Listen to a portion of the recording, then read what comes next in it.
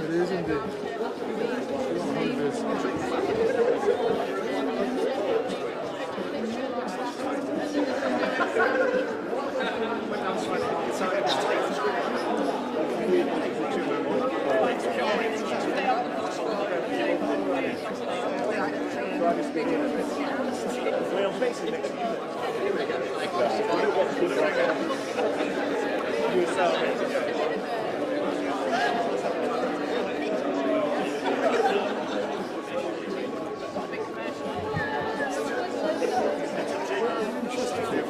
Winchester should get to do the cooking fire.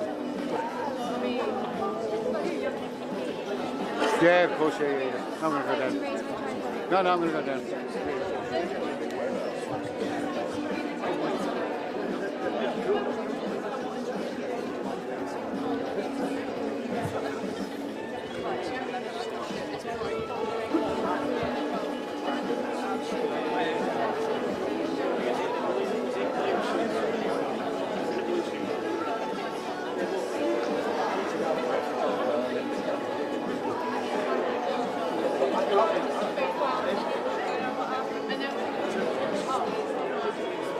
That was telling me it's very, very tight for spacing down the street. Yeah, we kind of knew that. We always did, mate. Have you seen the... I haven't seen the film. I haven't really. I've got a bad picture of it, but...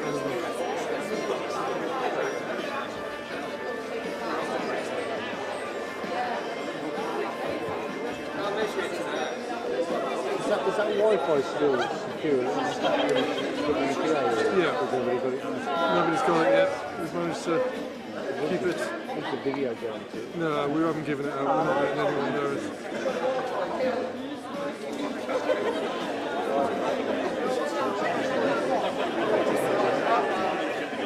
It's just showing our spots as well.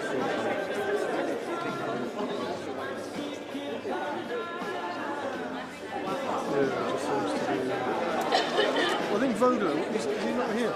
I think he's got a picture of the whole front. All right. So I don't know where I guess he is. Right.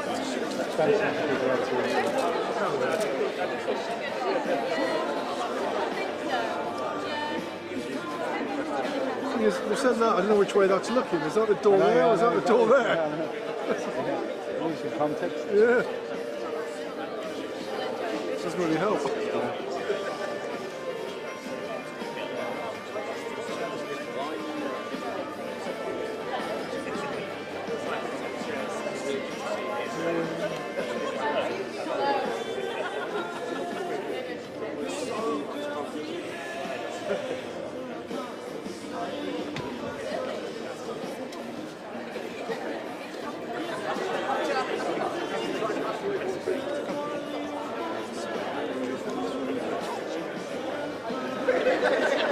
I mean, the biggest story that could possibly happen on Friday is not a super majority.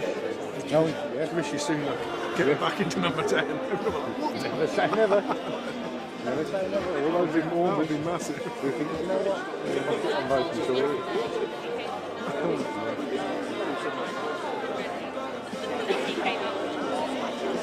Yeah, you know, it could be a hung parliament. But I think if it's a hung parliament, Starmer will be Prime Minister. Because surely it'll be between... Oh yeah, it'll be Starmer. They'll win, but they won't have enough, so he'll get the Lib Dems on board. Because there's no way the Lib Dems would go with the Tories, so they're not stuffed if they need support. I think that is Cameron quick now, isn't it?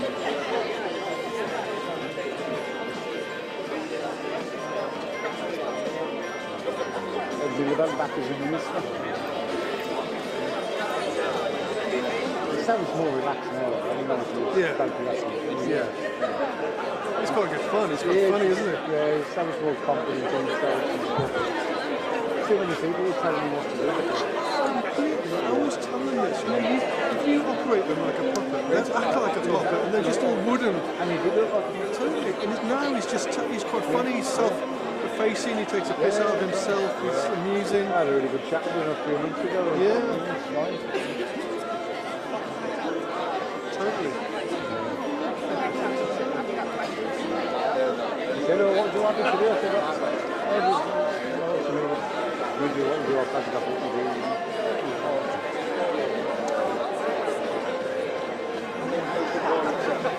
We had a good chat about electric cars. Oh, really? Yeah. Oh, yeah, because you got one.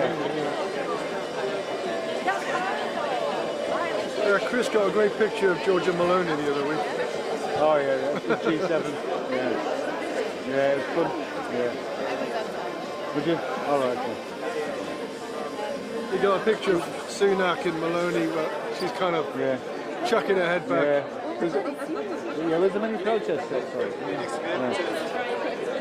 All right. Oh, yeah. Right. Pardon? No, I think AFP got... It was yours, on all the... I think AFP got just Maloney's places. It was your picture that published on all the fronts here. Yeah. So I'm guessing same everywhere else. It was just a good expression, isn't it?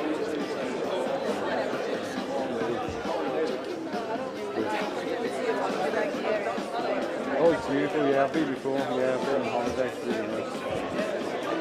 You've been security. Very old, isn't it?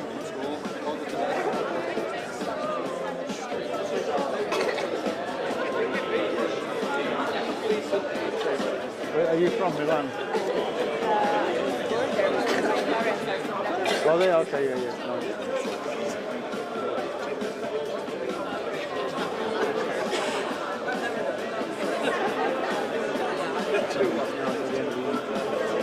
It's all crispy.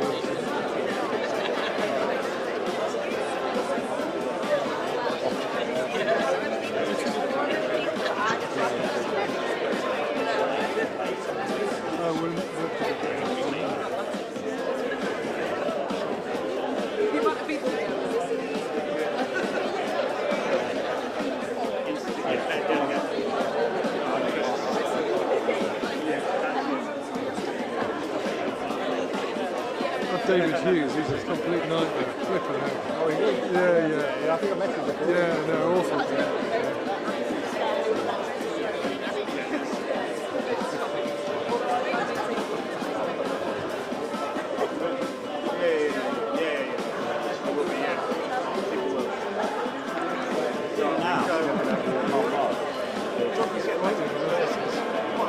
So we must be getting cool footage from AFP on the thing, but they're plugged in and we're getting a live feed.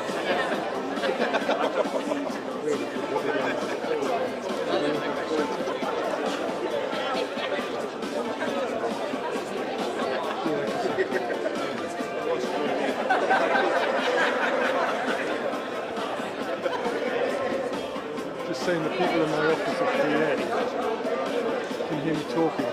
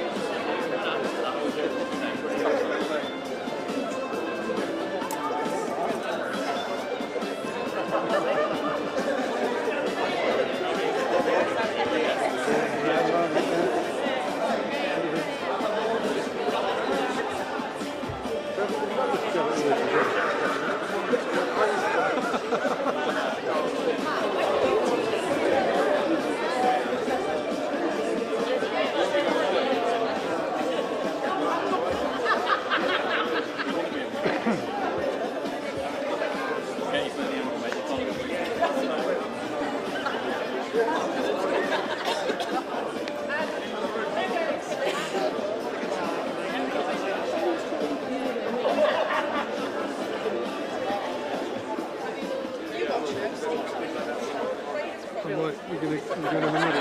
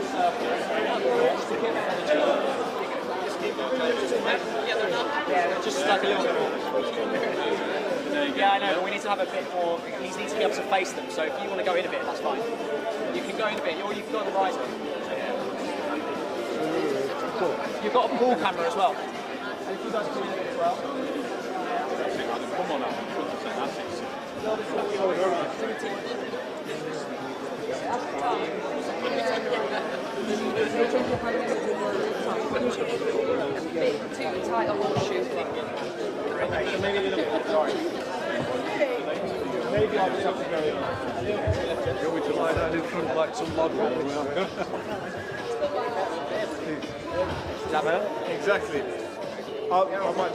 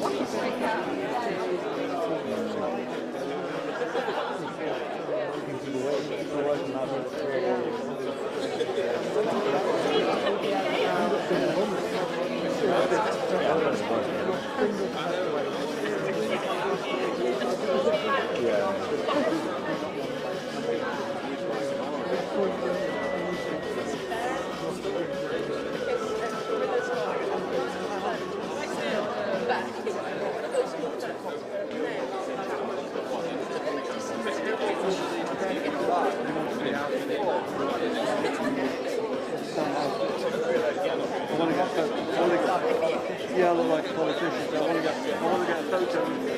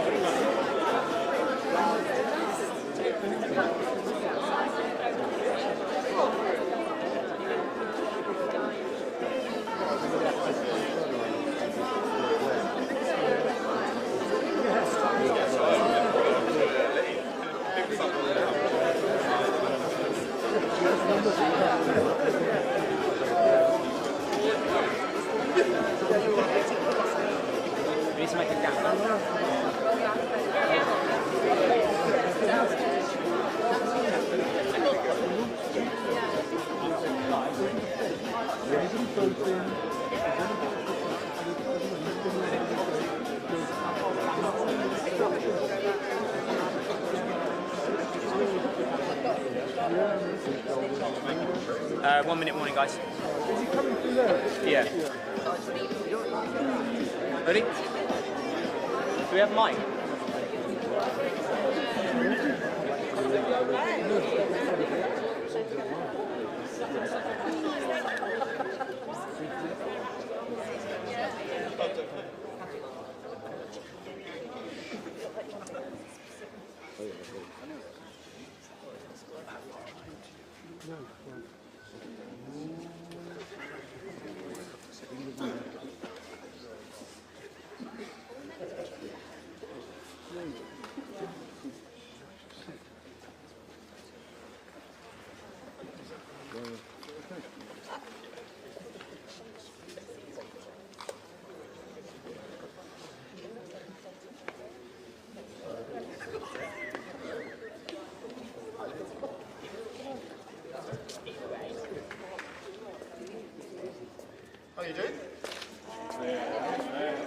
Can you hear me all right with this?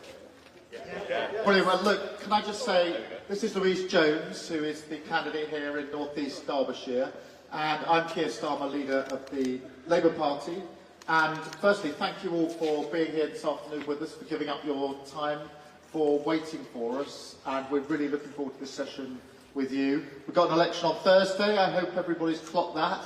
A really important election.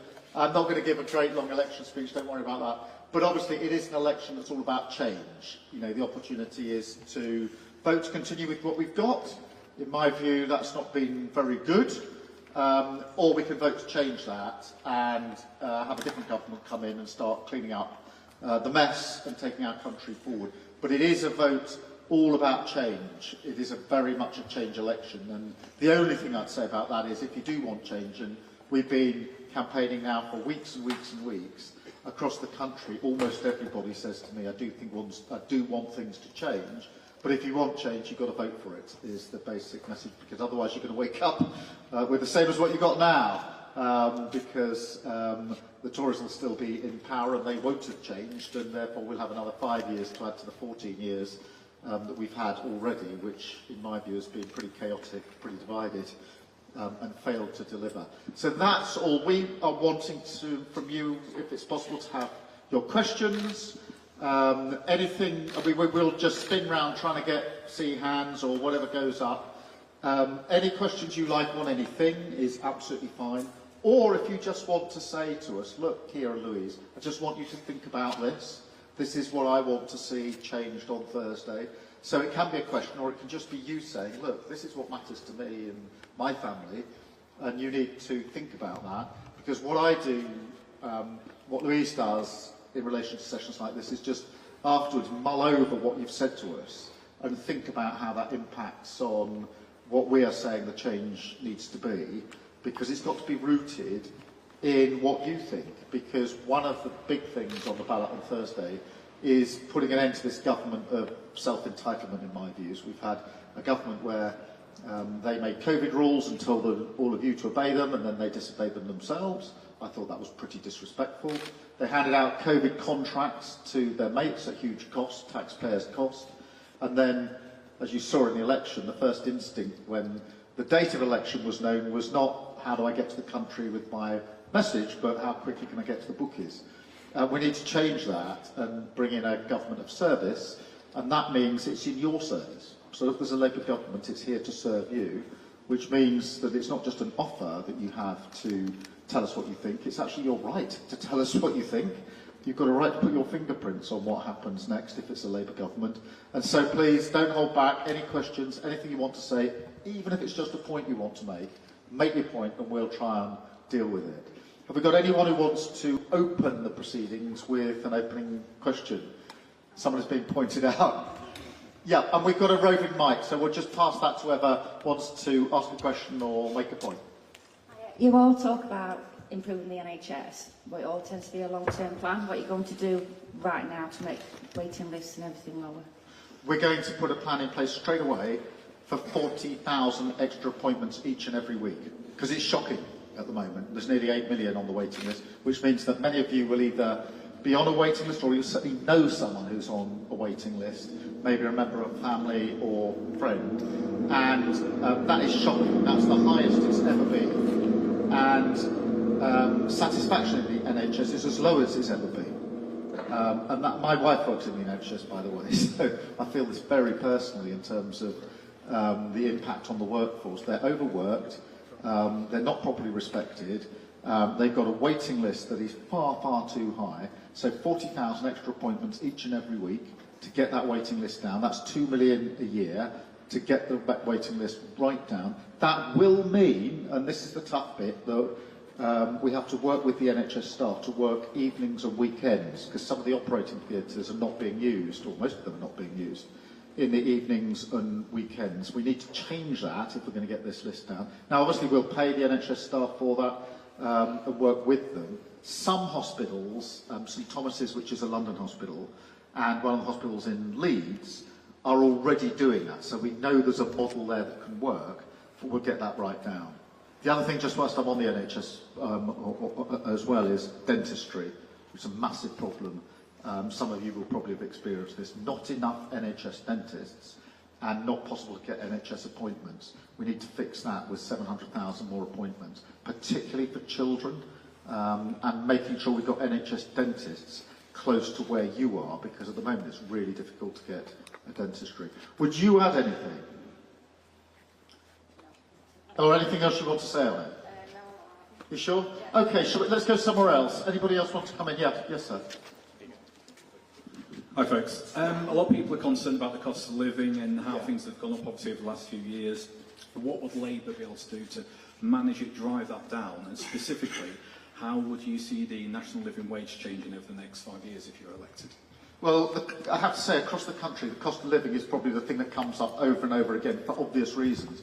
Many people are struggling to make ends meet. Almost everybody's got the same experience, which is my wages, salary haven't gone up considerably, but my prices have. And that's food, that's mortgages, it's rent, and energy has been a massive cost for people. We have to rebuild our economy to make sure that never ever happens again. We cannot go through this again. Don't have a magic wand to say on Friday of this week I've suddenly found some extra money and I can start passing it out to everybody who's struggling, but we will put in place the basics to make sure it never happens again. Stabilising the economy, creating GB Energy. This is going to be a publicly owned energy company which is going to drive renewable energy, which is much, much cheaper and will keep your bills down, not just for a few months, but for good, and give us energy security so that Putin can't put his boot on our throats. When it comes to the minimum wage, what we want to do is not fix a particular sum now, but we are going to change the way that it is formulated so that it will include a cost of living element to it. Because I think a lot of people have said the minimum wage is all very well, but actually does it account for the cost of living crisis that we're going through? We will get the Low Pay Commission who actually do the process around this to take into account the cost of living crisis. Is there anything else you would add? No, not specifically. Great. Louise, did you want to add anything? No, and I think it's important that we recognise some of the driving forces behind some of the cost of living that we've seen, so for the big rises in things like food prices, for example, and I think one of the things that we're looking at is making sure we can improve how we import and export food to help tackle those things. And then also locally in this area, a lot of people have raised the difficulties with getting affordable housing. And again, I just know a Labour government's going to take that issue very seriously, which I think for people my generation that I speak to is one of the biggest things on their mind. So. Just on housing, because this will affect a lot of people. Firstly, it's very hard to buy your own house. It's expensive. You have to wait forever to get on the housing ladder. And we need to change that by building houses and making sure we've got houses that people can afford. Secondly, we need to get to grips with rent. A number of you, no doubt, will be renting. Rents are going through the roof. People are now paying much more in rent, by and large, than they would be if they were actually able to get a house and pay a mortgage. And so we need to stop that. And some landlords are doing this issue of bidding, where tenants or would-be tenants are asked to bid above the price that's actually being asked for the rent. And then the next would-be tenant is asked to bid above that. And you go through this process until the price has gone up and up and up and up. And it's a massive, some of you are probably in this position, where it's a massive percentage of the money that you've got coming in every week. Good. Anybody else want to come in on that or anything else? Behind you. Yep. Just illegal immigration, basically. Just illegal immigration. Yeah, illegal immigration, we have to get to grips with it. We've got too many people making that journey across the Channel. 50,000 people have come since Rishi Sunak became Prime Minister. He said, I'm going to stop the boats. 50,000 people have come on the boat. Nobody but nobody should be making that journey across the Channel. The way to deal with it is to have a serious response. There are gangs that are running that trade. So the gangs are making a huge amount of money, getting people to the north of France and getting them into those boats and taking their money along the way. And we need to break those gangs. Before I was a politician, I was the chief prosecutor for England and Wales, running courts here in Derbyshire and across the country. Every single criminal court, every prosecution was done by my 7,000 staff. Amongst the things we had to do was to smash gangs who were running terrorism plots, as you can imagine, and guns and drugs, etc. That often involved working across borders into France and Germany, because terrorist gangs tend to work across borders, so do drugs and guns. And we shared intelligence, we shared data, we had the police and prosecutors working together, and we took those gangs down. And a good thing too, by the way, because those terrorist gangs were very, very dangerous. Got to do the same with these gangs that are running this trade, because nobody should be making that journey across the channel. It needs a serious response. But the Rwanda scheme, which is the government's response, has cost you a fortune, and nobody's gone. And even if they get flights off, it's a few hundred a year. And there's a 99% chance, because there's so many coming across the channel, that you're not going to be on a flight. Well, that's not a disincentive in my view. So we're going to take down those gangs that are running this trade in the first place. And we're going to set up a border security command. This is a new elite force, police, prosecutors, intelligence and security services working together with counter-terrorism powers, which allows them to act before they'd normally be able to act, to intercept what's going on. So that's a really serious response to what is a massive challenge for our country at the moment, because I think there's a sense that the government's lost control of the borders and therefore lost control of who's coming here. It ought to be the government that decides who comes to this country, not criminal gangs. And we need to get control back here. Is there anything you wanted to add, sir, on that? Yeah, just what's going to happen to them who's already here? Well, at the moment, what's happened to those that are here, there's tens of thousands, is they're not getting processed. That means they're being housed in hotels. Not broadly, there are ex-military bases as well, and you're paying the bill, and that's not acceptable. And therefore they've got to be processed. So amongst those, there will be people who shouldn't be here, but they can't be sent back because they're not being processed. So we've got to get on and process them. Rishi Sunak says he'll send them to Rwanda. That's a few hundred every year. That's 340 years before we can get them to Rwanda. That's how absurd that is. So we've got to do something about it. Good. Anybody else on anything else? That's this woman, and then I did see your hand. Yeah, please. Could I just touch on what you've said? You've said that they are being in hotels, being put up, we're paying for it. You've got all these homeless people on the streets, your armed forces that are on the street that fought for our country, but they're not being housed. Yeah, and that is exactly why we've got to fix this problem, because at the moment it's costing millions of pounds for the rent in hotels. That is just not sustainable. So we've got to fix that problem. And you're absolutely right that you've got ex-military who are really struggling. I'm going to pass to Louise, because she is ex-services. She served the country for many years, including, I think, in Afghanistan. So let me address that, because I think we're all concerned with our ex-service people, who many of whom struggle. Actually, they want more support. They're not getting that support. And we need to put support in place. There's a covenant that we need to put into law. We want a commissioner for our armed services, someone who's going to be the champion of their cause. But I'm going to, with respect, just give the mic to Louise, because she has served her country, and therefore she knows this patch very, very well. Louise. Yeah, so I'm ex-military myself, and there's several other candidates that are ex-military. And I think the reason why so many of us want to stand for Labour is because we've seen over the past 14 years that our veterans have not always had the treatment that we think they should have if you've gone and served your country. You shouldn't be disadvantaged by that service. And I just can't wait. I'm really looking forward to having a Labour government and knowing that we can start improving things, making it even better for veterans that have served their country. I know for a fact that things like the Armed Force Commissioner, for example, that will make a huge difference, having an independent commissioner, which is a fantastic thing that we do for veterans. Just to give you an example, because you said about people, homeless, etc. For some people who serve their country, there are all sorts of issues with the support they need, quite often some mental health issues in there that aren't picked up. And having a commissioner means you've got somebody who's on your side who can help you access support which you might be entitled to, but you simply don't know about or can't find a way of getting to. So that's really important. Having 14 Labour candidates who are ex-services is really important to us as a Labour Party, because if we're able to form a government, if we are privileged to come in and serve later this week, it means that they will be on the government benches, Louise and others in my ear, making sure that we are acting on this, rather than being in opposition, where all you can do is try to force the government to do something about it. Yes, sir. You can Hospitality is really important to our business. Yeah. And it's having probably the toughest time that it's had in such a long time. We've got a disproportionate VAT rate, disproportionate duty rate. What's the government going to do to support that? Because they are one of the biggest employers out of the whole economy.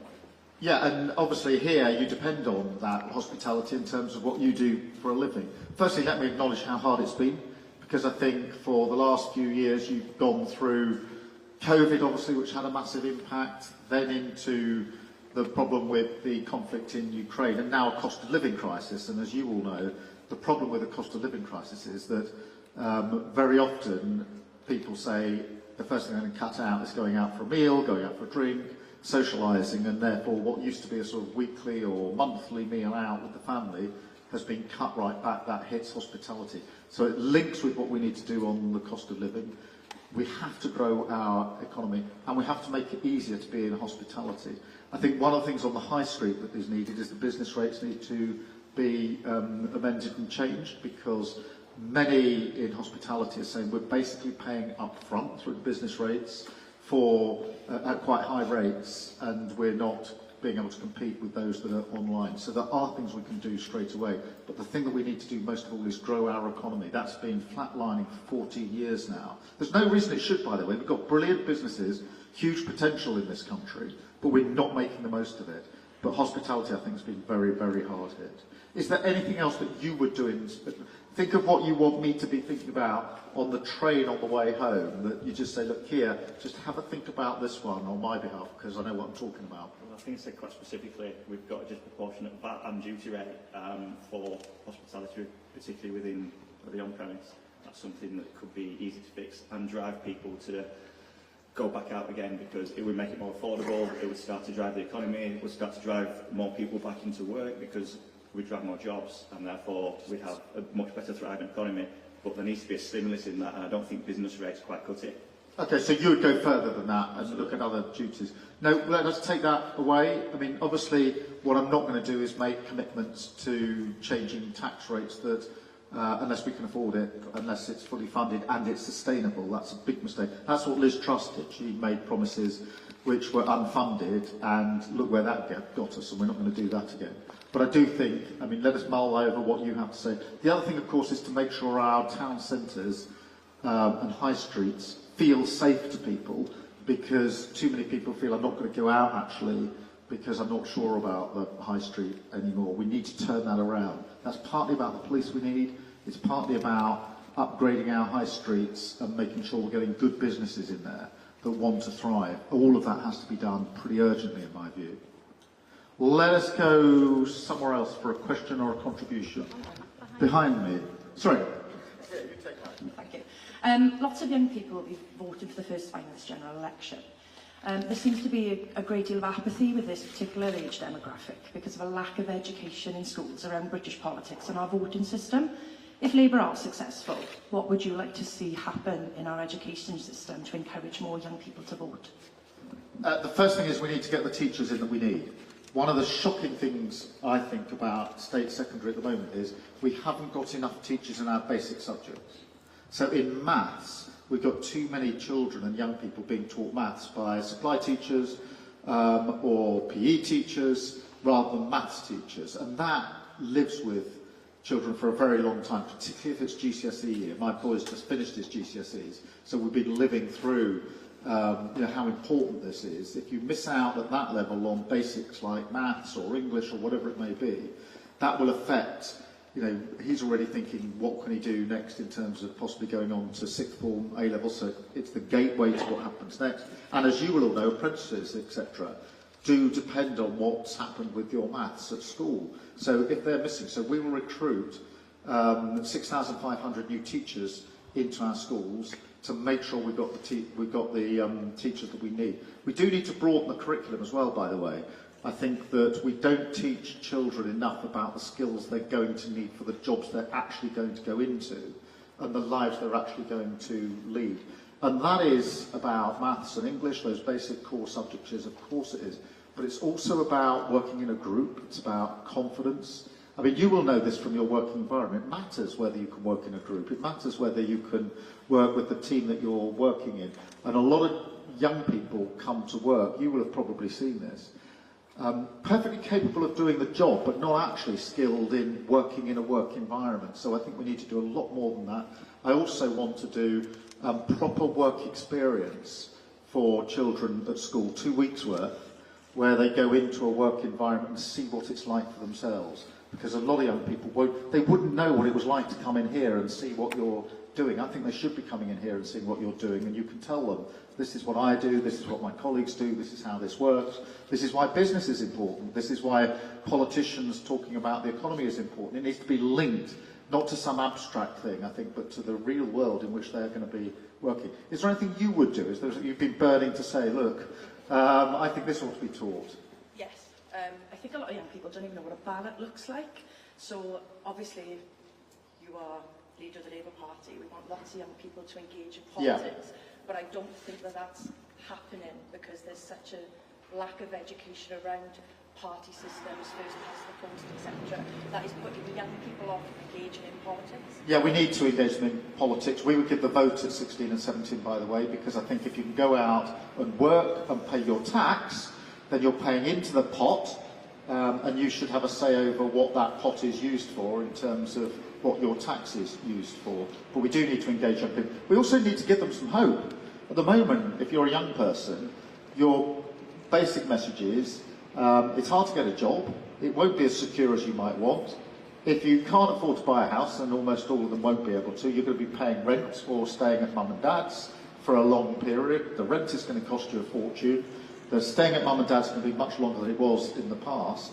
And you don't feel supported. And we need to turn that around, because in the end, what we do for the next generation is defining of government. I mean, my mum and dad, my dad worked in a factory.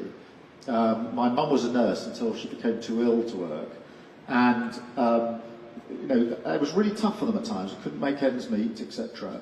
But they believed that the next generation, that their kids would have a better chance than them, and there'd be a better future for their children. It was really, really important to them, and we kind of lost that at the moment.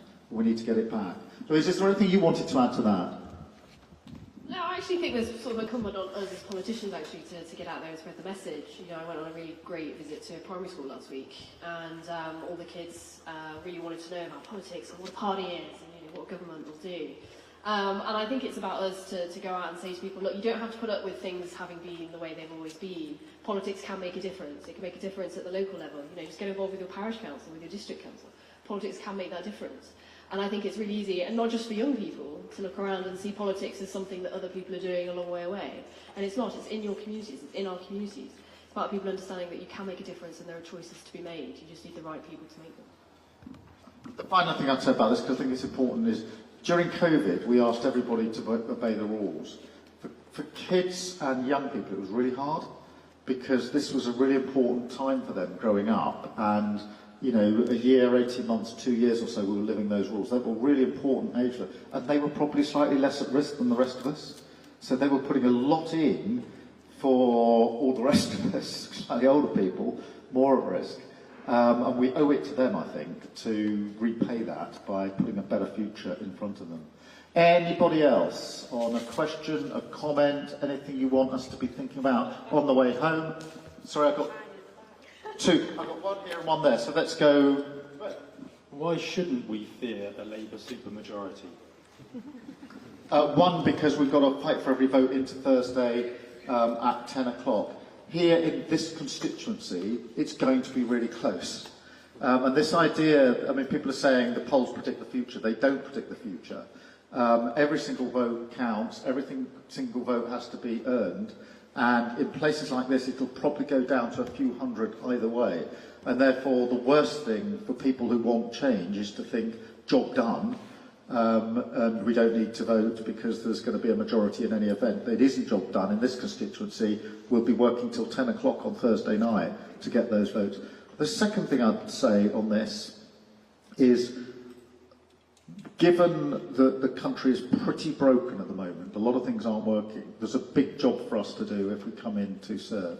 But we need a strong mandate for that. We need to know the country genuinely wants this change, and that we're sort of all, you know, prepared to say, this is the change that we want.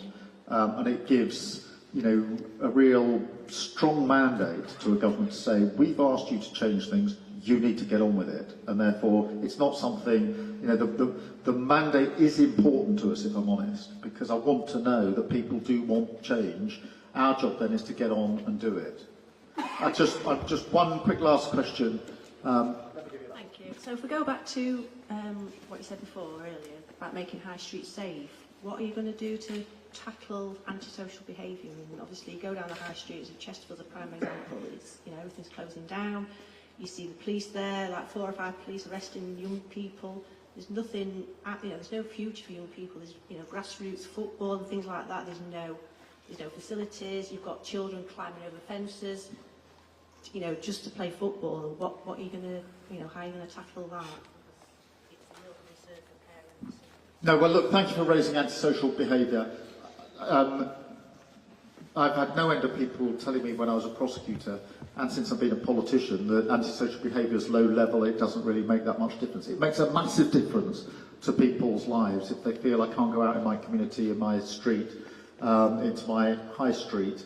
And so we have to tackle it. Partly that is more police officers, 13,000 more police, neighbourhood police. That means in the neighbourhood, dealing with antisocial behaviour, not behind a desk, not in an office, but in the neighbourhood. But it has to be coupled with more things for our young people to do, because if all the facilities are closed down, you can't play football or engage in sports or other activities, then it makes a bad situation worse. So we do need to tackle that. Louise, I'll pass to you, and then I think we're slightly running out of time. So I'll make it brief. Yeah, and I think North East Derbyshire has really suffered from losing a lot of youth facilities, and it's something that gets brought up a lot to me, both here in Clay Cross and elsewhere in Dronfield, about the opportunities for young people and things for them to do, whether it's youth facilities or whatever.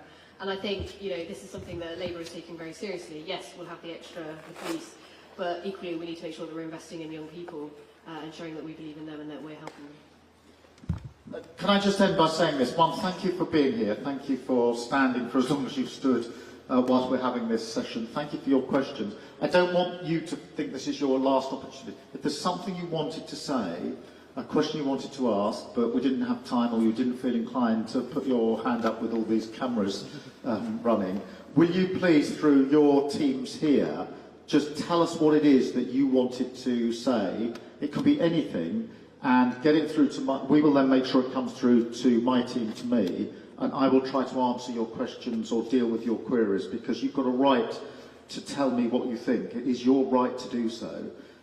So if there's anything that you think I would have asked that, or given what I've now heard Louise and Keir say, I've got a follow-up question, just make sure if we could do this perhaps through the management here or whatever, I'll then make sure my office picks that up, because you've got the right to put your fingerprint on what happens next. We want to be a government of service, and that means we're serving you, and that's really important. And if we're serving you, you've got the right to be heard. So please, anything, big, small, short, long, doesn't really matter, question, contribution, if you just pass it through the team, I will make sure that we deal with it and get back to you on it. Thank you all very much indeed. Thank you.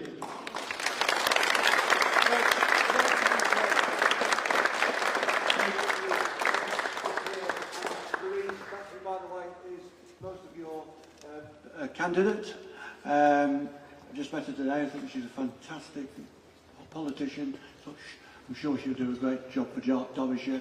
And it's a very important decision for all of you guys, and you need to think about it very, very carefully. But whatever you do go out and vote on Thursday if you haven't done already. Thank you all very much.